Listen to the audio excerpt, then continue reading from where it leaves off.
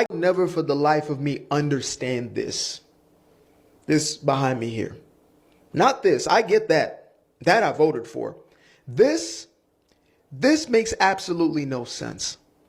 So, in protest of an administration that is doing its job to send you back to where you came from,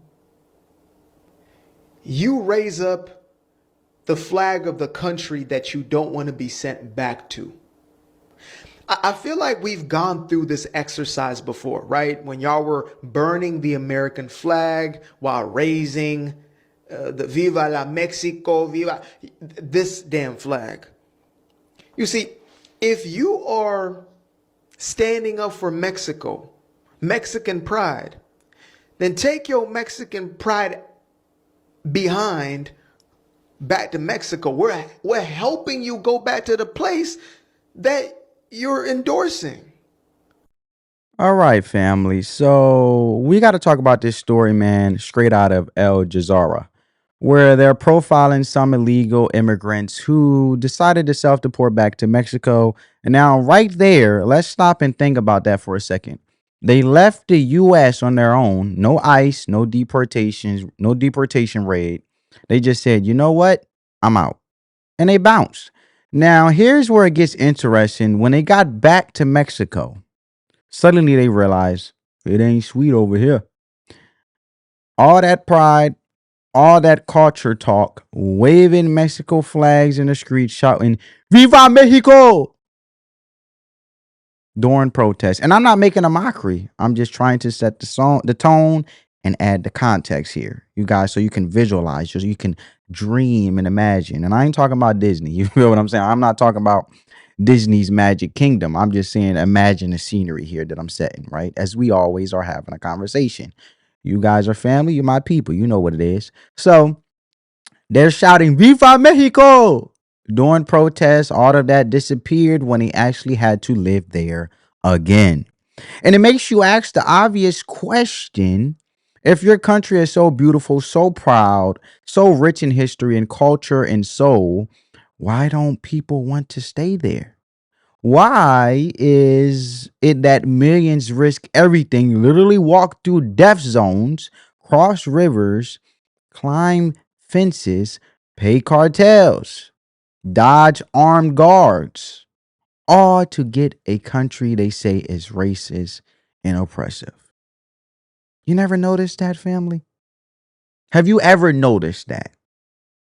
Like, how bad must your homeland be for racist America to still look like the better option? That's not hate. That's just real talk. But this is the pride that I'm talking about when it comes to them screaming Viva, Viva Mexico, right?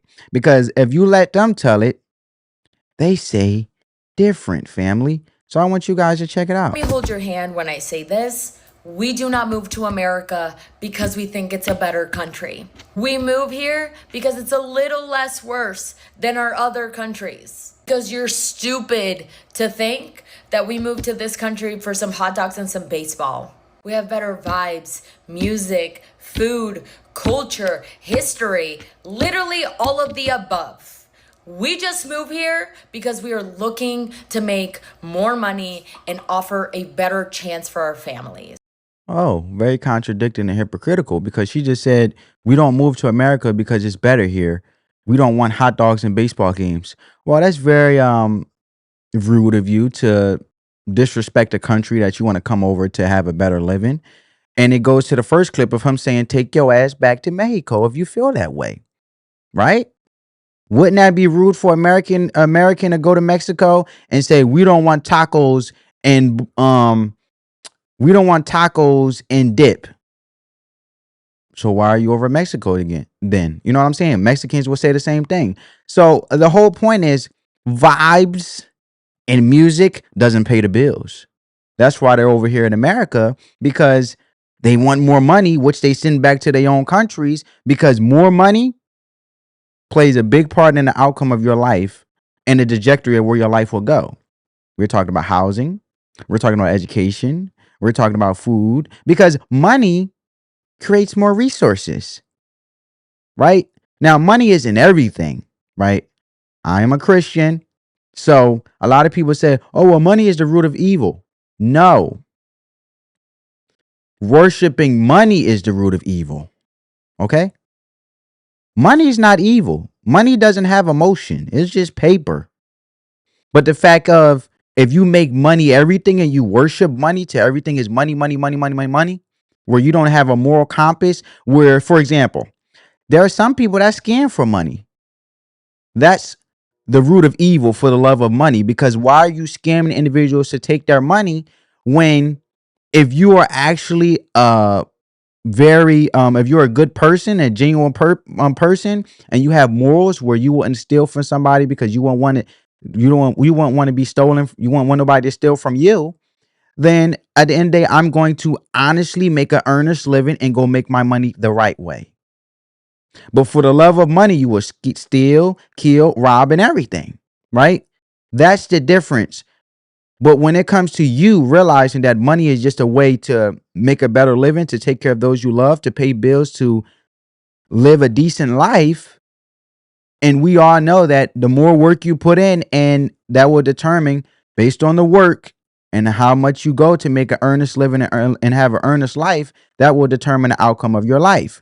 And the beauty of America is the harder you work, the better, the more you earn. The and being earnest and being honest and being truthful and living a true life of you have so basically the possibilities aren't capped because in America, the land of the free, you can work hard and nobody will limit you and you can reach the sky is the limit for you, right? You can reach to a potential income out the wazoo, 6 figures plus.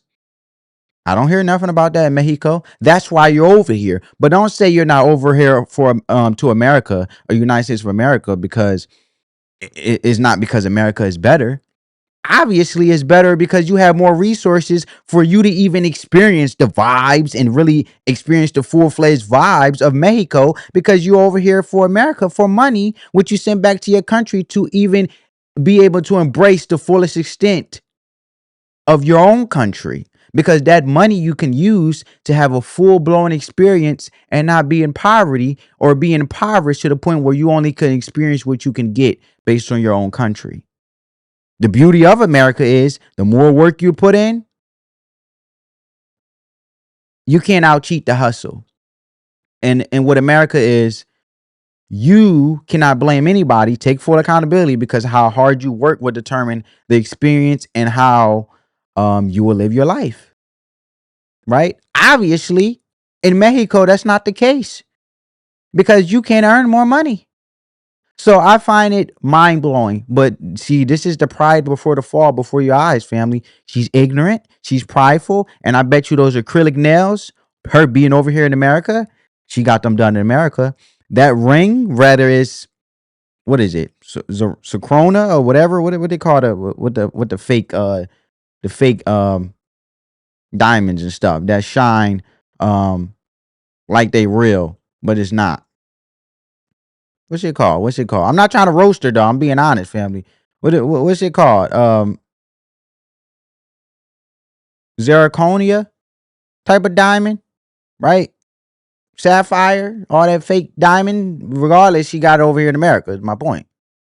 Did you know that the minimum wage a day, not an hour, a day in Mexico is not even 15 American dollars? Not even 15 American dollars. Right now with $15 in San Diego, I could go maybe buy a matcha and half of a granola bar, honey. If you support ICE, you support people getting destroyed, if you support families getting destroyed, I hope you rot in hell. And I will see you there, babes. Well, the thing is, you decide to stay in California. America is the land of the free. You can go to a different state that obviously has more affordability, that you get more bang for your buck, right? Right now, I'm sure a lot of people are seeing the difference between blue states governance and red states. You may see gas is cheaper in the red states. You know why? Because they're working with the administration that's operating on behalf of the people to lower the cost of gas. But in blue states, which are Democrats, they happen to say, okay, well, gas is being lowered, but we're going to add a sales tax. So you may not feel as though gas is cheaper because the simple fact is it's being politically motivated within your own governance of your own state. That's why local elections are just as much as more important than the national election. See, a lot of people think, oh, I voted for the president. Why the president isn't doing everything? No, you still need to go to your local legislators, right? There is a separation of powers for a reason. But you're in California. Gavin Newsom is over there. Talk to Gavin Newsom. That doesn't make you can't stereotype America for being so expensive when that's one state that you're in that you decide to be in the same way you came over here in Mexico. You chose that state. But we all know why you're in that state because it's a sanctuary city state. So don't get mad, honey. Don't get mad. But the point I'm saying with all of this, family, is I want to show you guys a video from Al Jazeera and how living over there isn't as sweet as she made it out to be. And I want you guys to check it out. They were in Austin, Texas, 2 months ago. Now they're back home in a half-finished house in their village of 500 in rural Mexico. This family are among those who've self-deported from the United States. President Trump is pushing more people to do the same. He's introduced an offer of $1,000 for those who go via a government app pictured in glossy promo videos. You might even qualify for up to $1,000 in travel assistance from the U.S. government. Correction. It's now $3,000. The Trump administration are giving $3,000 for illegal immigrants to self-deport to go back to their countries. They actually upped the price during this holiday time. Anaí says she didn't know about that, but she was aware of the other side, the constant threat of ICE raids and detention. That's what we were afraid of, that they'd catch one of us. Even to go get food, you'd think twice before going out. You hardly left the house anymore. And when Anaí's husband was deported, the family finally left to reunite with him. So how are they doing now? For Yutsari, it feels like the end of a dream. She loved her US high school. She wanted to be a human rights lawyer. In Mexico, she's struggling to get into school at all with her US papers. I had plans to fulfill. I had goals. I kind of already had my future almost set up, and honestly, I didn't want to come back here. And the funny thing is, the woke crowd loves to push this narrative that America is evil, right? Capitalism is evil, and we're this heartless empire. But where do all these migrants end up running to? The same place they supposedly hate. See, that's the shit I'm talking about. It don't even add up. And let's keep it real. Most of these folks ain't coming in here or ain't coming to America because they love America's values. They ain't waving a constitution in their hand when they cross the border. They're coming because there's more money. You heard the girl in the second clip. There's more jobs. There's more opportunities. And it ain't nothing wrong with wanting a better life, but let's call it what it is. It's not patriotism. It's economics. It's about the bag, the money. And if we are being honest, America became the ATM. Taxpayers on top of that. So you show up, plug into the system, and boom, free housing, free food stamps, healthcare, school for your kids. And in some cities, you don't even need to speak English. She said she wanted to be a human rights lawyer in America, and they came from Houston, Texas, and went back and self-deported back to Mexico, but she can't speak English. Now, I'm not bashing her, but I'm calling it what it is, because us Americans can't go to Mexico and not eventually learn how to speak Spanish. It's just disrespectful, right? So that's another part of the problem. Like, bro, how you go to school in America, in Houston, Texas, you loved your school, you make plans, you dream big dreams, but you can't speak the language of the country you're in? That's not even shade. That's a logical question. You show up here, you live here, you raise your family here, but you never make an effort to learn English?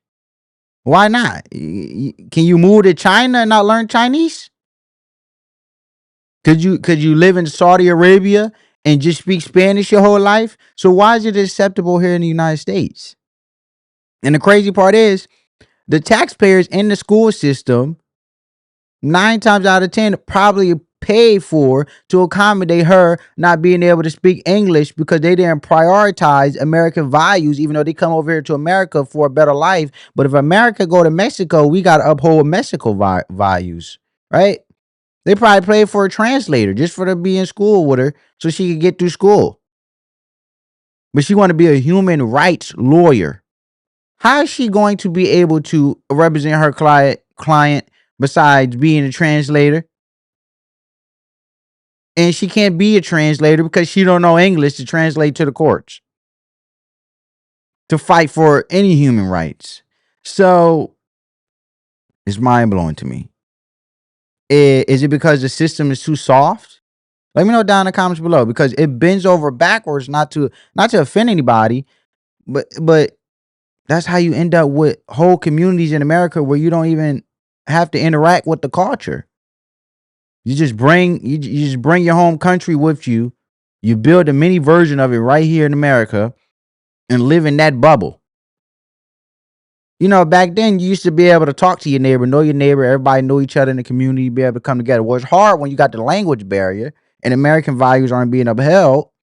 But if everybody's speaking English, at least you can connect, communicate, and actually build nice communities and pour value to each other and be on the same page. So you have to be on the same page to be able to govern a country, a state. Law and order. Communication has to be effective. Being proactive, not reactive when it comes to crime, and really the community helping out. So let's say, for example, because she can't speak English, right? Let's say she was still in America and she didn't self-deport. If a crime happened in her community, wherever she was at in Houston, Texas, I'm gonna give you an example.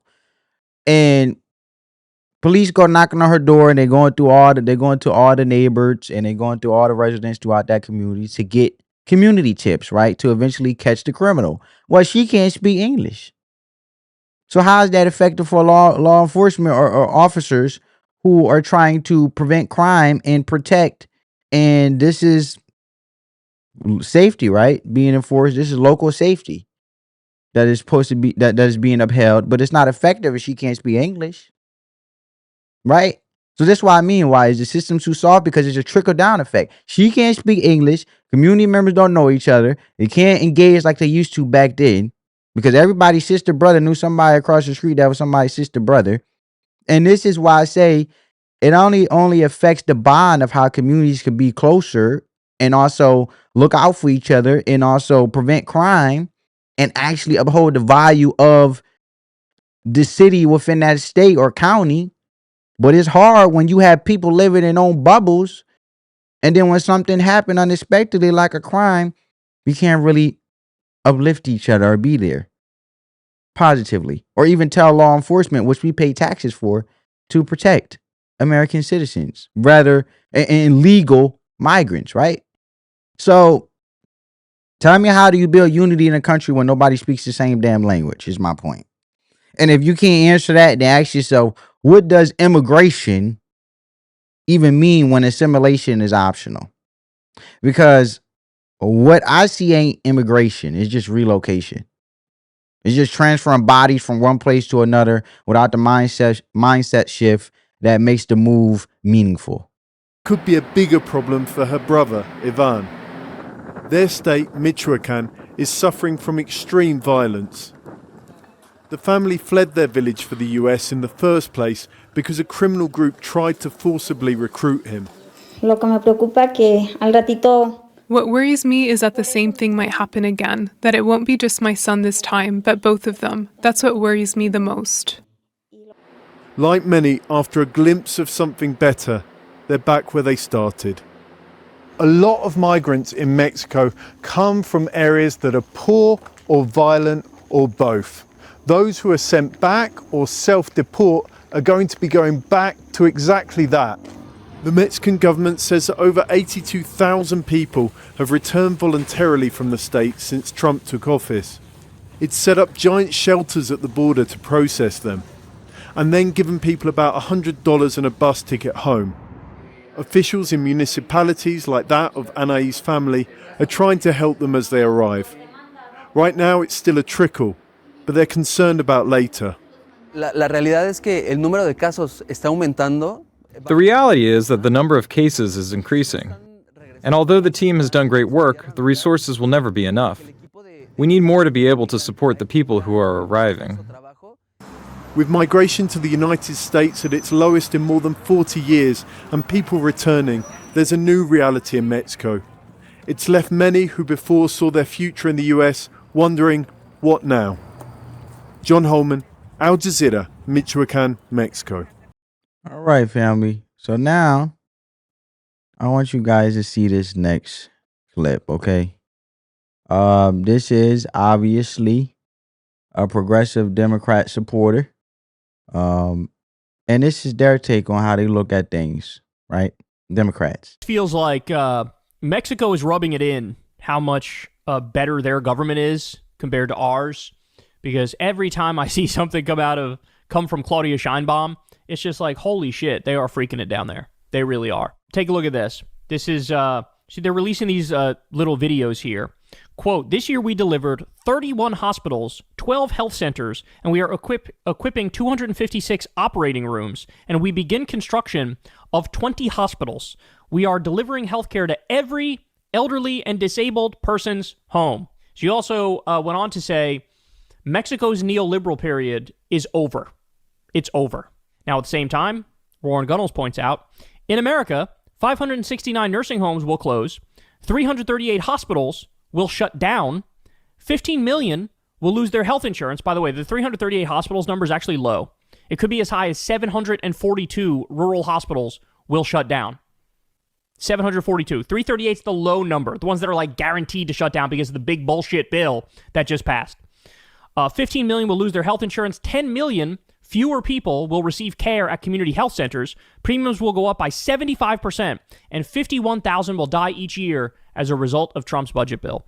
So there's your comparison. In Mexico, they're opening new hospitals, opening new health centers, looking after the poor and the elderly. And in the U.S., we are doing the exact opposite. The exact opposite. Let's remember this. This is on top of Claudia Sheinbaum, Mexico's president, expanding welfare, raising the minimum wage, and investing $277 billion in manufacturing and bringing back Made in Mexico as a brand. And they're now like trying to invest in like biomedical research and like vaccine stuff as well.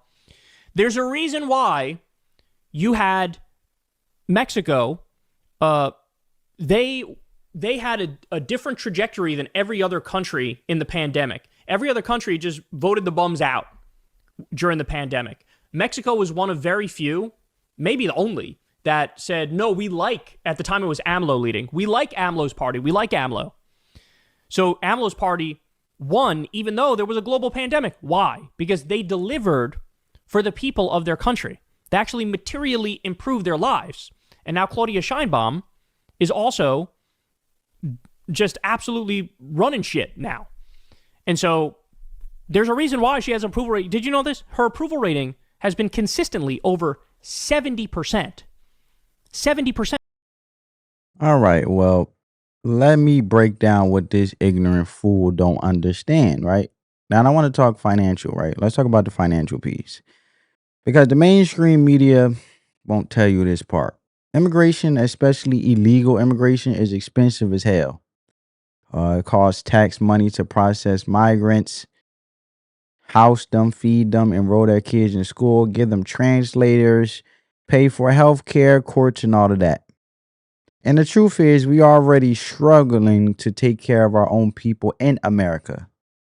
We got veterans on the street, school kids with no lunch, rent prices through the roof, but we out here rolling out red carpets for people who ain't even citizens, is my point. How does that make sense? And here's where it gets crazy. Mexico is learning this now too. Because he basically just said it by saying, oh, she has expanded welfare. Well, isn't that the very thing that in America we like to give opportunity? And basically the hustle doesn't cheat you because you only get out what you put in.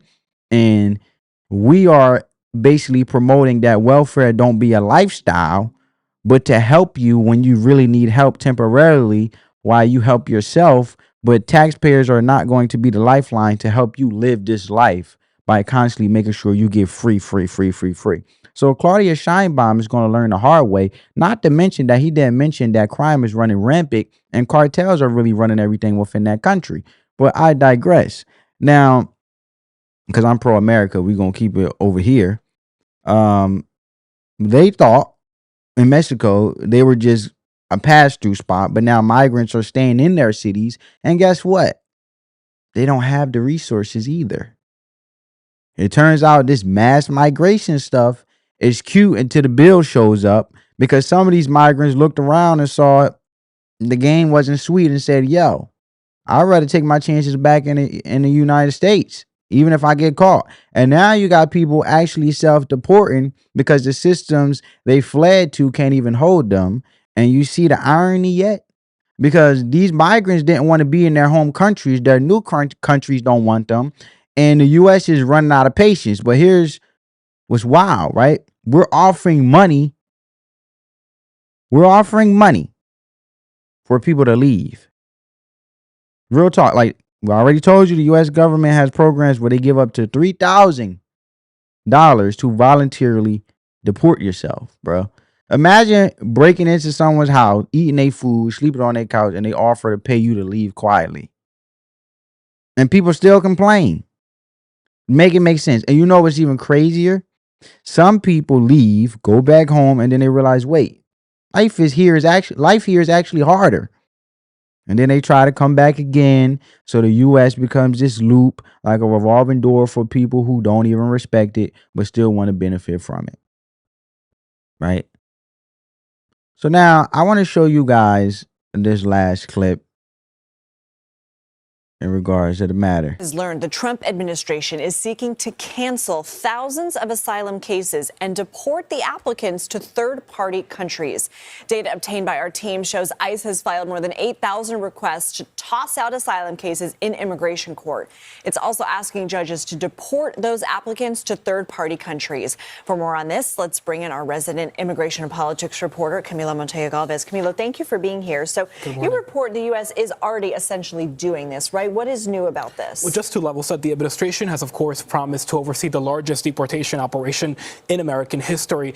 But one of the main barriers that the administration is facing is that a lot of the immigrants that it seeks to deport are people who are seeking asylum and have pending cases. And under U.S. law, the government cannot move to deport them until that asylum case is adjudicated and they are ordered deported because they lose their cases. And so to bypass that, the administration is asking immigration judges across the country to basically nullify many of these asylum cases without hearing them on the merits by arguing that the applicants can instead be deported to third countries, meaning other countries around the world who have agreed and accepted to take in people who are not their own citizens. So, for example, it has placed people in third country deportation proceedings who are from Iran, Nicaragua, and Russia, and has argued to immigration judges, Lindsay, that they can be deported to places like Uganda, Ecuador, Guatemala, and Honduras, again, countries that are not their own and where they have no ties. And so they are arguing to these judges now in thousands of cases, as you mentioned, 8,000 cases, that these applicants can instead be deported to other countries and that their asylum cases can be closed without even getting a hearing on the merits. Is this a separation of powers issue? Can the executive branch tell the judicial branch what to do? It's a great question. Immigration courts are not part of the judicial system. They're actually part of the executive branch. They are overseen by the Justice Department and the Attorney General. And so they are part of the executive branch and are usually very deferential to whatever directive comes from the White House or the Justice. Has learned. Well, there you have it, right? So let's talk asylum, because the Biden administration, even parts of the Trump era, said, look, this court system is backed up. We got years of cases sitting on judges' desks. We don't have time to babysit every single person who comes here saying they're in danger. So now they're saying, you know what? While we sort it out, we're sending you to a third-party country.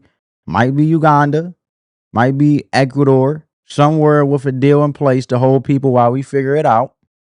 And the woke crowd loses their mind, progressive Democrats, and they call it cruel and inhumane. But hold up. I thought these countries were beautiful. I thought the food was rich, the culture was vibrant, the people were warm, the music was lively. So what's the issue, right? You said capitalism is cruel and socialism is love. So sending migrants to socialist countries should be a blessing, right? But nope. Suddenly the narrative flips. Now those same countries ain't good enough. So which one is it? Is America really that bad, or is it the best place to be? Because even when the system is tired of you, that's the question nobody wants to answer. They gaslight you, shame you, call you a bigot, but they never actually explain the logic. Why is sending someone back to their own country or to other culturally rich country suddenly inhumane? Could it be? Maybe they were lying the whole time. That's the arguments for mass immigration. That the arguments for mass immigration were never about love or compassion or equality, but just a tool to manipulate policies and open borders. Or could it be they don't actually believe the stuff they say? And even if that's the case, what else are they lying about? Right? So look, man, all I'm saying is stop lying to the people. Don't tell me a country is paradise and then cry when you go back to it. Don't say socialism is healing, then call it torture when we send migrants to socialist nations. And don't preach about white supremacy or capitalism or how America is so evil and then fight like hell to stay here. To bring your entire family here, to raise your kids, to die here. And if America is the villain, why are you still here? Why is everyone breaking their neck to get in? So here's my question to y'all watching this. And if you watch this far, make sure you give this video a big thumbs up. And subscribe if you're new to the family, and spread that peace, love, and positivity as always.